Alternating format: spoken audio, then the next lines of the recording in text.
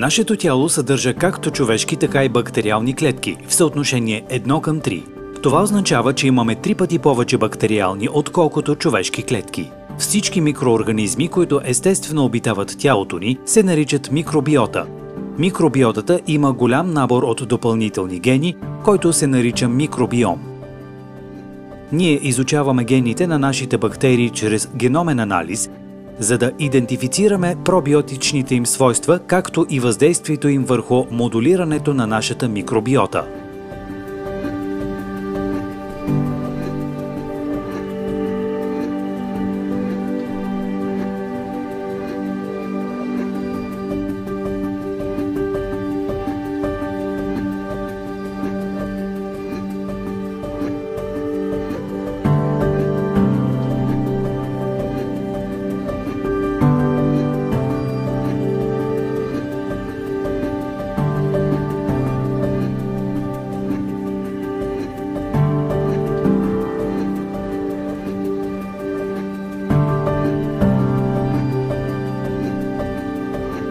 Организацията на ООН по прехрана и земеделие и Световната здравна организация уточниха основните характеристики, на които трябва да отговарят пробиотиците. Първо, пробиотичните свойства са щамово специфични и следователно всеки щам, съдържащ се в даден пробиотичен продукт, трябва да бъде посочен в опаковката. Второ, механизмът на действие на пробиотичните щамове трябва да бъде охарактеризиран и проучен в детайли. Трето, всички бактериални щамове трябва да бъдат безопасни. Следователно, твърденията за безопасност трябва да бъдат доказани. Четвърто, благоприятният ефект трябва да бъде потвърден с поне едно клинично проучване. Нашите бактериални щамове са внимателно подбрани и винаги отговарят на тези изисквания. За нас е жизнено важно да гарантираме, че всичките ни продукти са пробиотици с най-високо качество, които ще окажат подходящо въздействие върху здравето на пациентите.